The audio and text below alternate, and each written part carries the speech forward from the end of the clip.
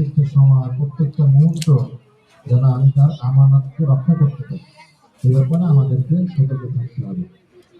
সবাই হয়ে গেছে গস বন্ধ করা। তো যাই হোক, তোমরা যারা আসছো তোমাদেরকে অসংখ্য শুক্রিয়া। আর তোমরা সবাই এখন পর্যন্ত দিনের লাইনে অব্যাহত আছো। আমরাও তোমাদের জন্য দোয়া করি।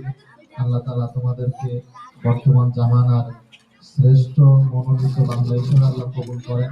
জামানায় আল্লাহ তাআলা তোমাদেরকে সমস্ত ফিতনা থেকে যেন হেফাজত করেন। আমরা তোমাদের জন্য দোয়াই করতে পারি। তোমরা তোমাদের সামনে আগায় যাও।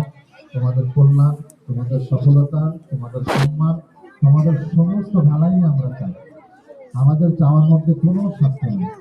মায়ের মতো নিঃস্বার্থ ভালো আমরা তোমাদের জন্য চাই। এই কথাটা বুঝলেও বিশ্বাস করো, না বুঝলেও বিশ্বাস করো।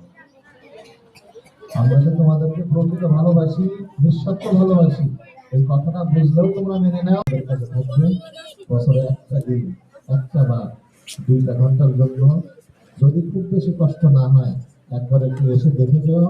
যতদিন আমি বেঁচে থাকি, যতদিন তোমাদের আশাতে আমি বেঁচে থাকে, যতদিন এই প্রতিষ্ঠান দুনিয়ার উপরে জিন্দা থাকে, কারণ এই প্রতিষ্ঠানই তোমার